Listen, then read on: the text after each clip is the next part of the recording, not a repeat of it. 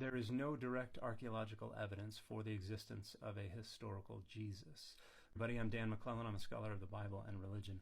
Not only was this not a time and place that is crawling with historians who are documenting things, but in fact, the early Roman Empire, that first century, was pretty well documented. In the entire first Christian century, Jesus is not mentioned by a single Greek or Roman historian, religion scholar, politician, philosopher, or poet. His name never occurs in a single inscription. Academic consensus is that there was a historical Jesus who was an apocalyptic itinerant preacher who probably preached for about a year before being executed by the Roman state.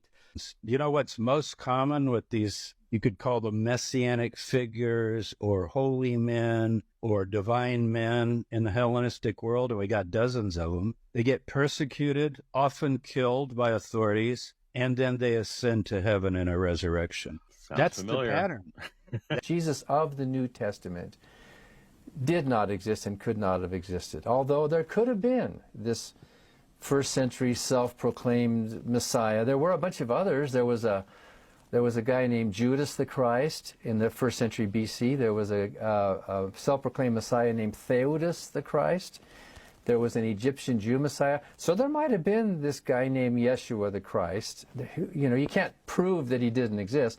He might have been there, who was the kernel of the story that later grew into this exaggerated New Testament legend. Now, most of the Jesus tradition accreted to that story in the decades following his death, based on the movement that started up following his death. And a lot of those traditions are based on then contemporary ideals and traditions regarding messianism, regarding deity, regarding apocalypticism. So many of them reflect the features of other figures from that time period. Janus, another dying and rising god from Syria. Romulus is a significant one. A dying and rising god is a myth concerning Baal from Ugarit. Oh, because it seems to me that the parallels between him and Osiris, Attis, Tammuz. Sheep or goats on their shoulders to make a sacrifice to the gods. It continues through ancient Roman art and then even here into early Christian art. The meanings change as the images move through time. This is a period of flux when older traditions are being recast into a new Christian context. And some scholars have noted that the old tradition of Hermes was a perfect figure to readopt. That's Augustus Caesar. If you ask most people living in the Roman Empire, around about the time Jesus was born, who the Son of God was, most of them would have told you it was this guy. Augustus was the adopted son of the original JC, Julius Caesar. Even among the early followers of Jesus' Christianity, there were many, including church fathers, who were disturbed by how similar the Jesus story is to older pagan mythologies. But the argument that there never was any historical Jesus and that this was just made up out of whole cloth based on other deities or other itinerant preachers, if we just look at the data.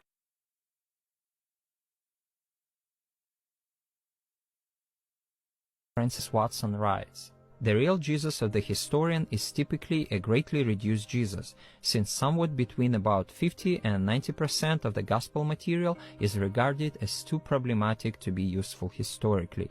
The real Jesus differed significantly from the composite image of him created by the evangelists." A Yale scholar, Dale Martin, in his work concludes, "We've already seen that the New Testament contains contradictory historical accounts of various parts of the early Christianity. The New Testament is simply not a reliable source for the history of Jesus or early Christianity when taken at face value." You may think of as a historical text as actually not a very reliable historical text. Earliest evidence you have for Christianity, for these origins, are the letters of a man who never met the historical Jesus. then you don't have any stories about the historical Jesus. The earliest Christian source is the Apostle Paul. But to the surprise of many Bible readers, Paul scarcely mentions anything about Jesus' words and deeds while he's living. He says a lot about Jesus' death and resurrection, but almost nothing about his words and deeds while alive.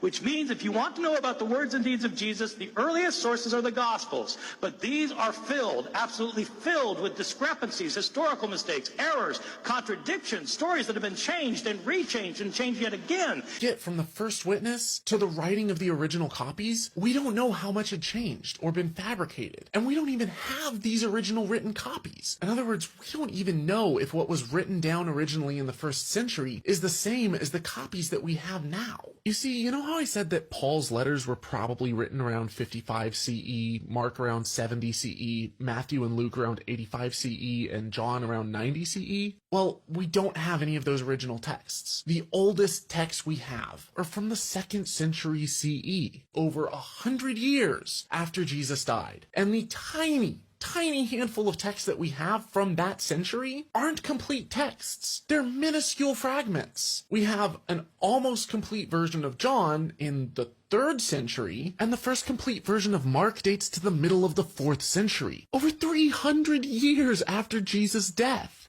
And weigh probabilities, which is really all we can do in the absence of direct archaeological evidence. It is more likely than not that a historical Jesus existed, but we do not have any direct archaeological evidence for the existence of a historical Jesus. Fucking sense. I mean, it's just bullshit. That if the historical Jesus did exist, but he was all but irrelevant to the composition of the Gospels. In fact, even in the way. Leads to the other issue. I keep saying the historical Jesus, because a whole lot of people have the idea that once I give you the historical Jesus, then you've got the real Jesus. You've got Jesus as he really was, and therefore Jesus as he really is. Now the problem with that is that theologians, and I can put on my historical hat most of the time because I actually have a job as a historian. I don't really have a job as a theologian, so I kind of call myself sometimes an amateur theologian. But if I want to put on my amateur theologian hat, I can make a case for you why the historical Jesus is not a very good foundation for Christian faith. It's not reliable as a foundation of Christian faith. It's not sufficient as a foundation for Christian faith. The theological Jesus, the Jesus of Christian confession, is not the historical Jesus.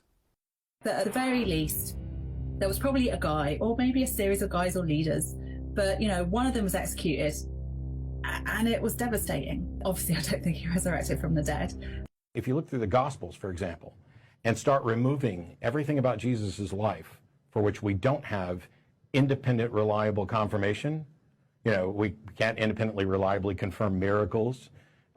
We have no good reason to think that the words that are attributed to him, written decades later, are as accurate as some people might think they were.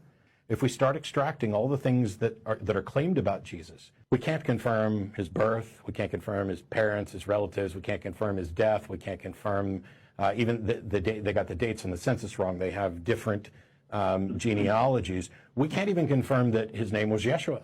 We know there were a bunch of messianic figures around this time that got glommed together and had things added to it. And this is a damning problem for Christianity, the fact that they cannot unassailably demonstrate that Jesus was in fact a real person. Jesus exists. Well, it depends on what Jesus you're talking about.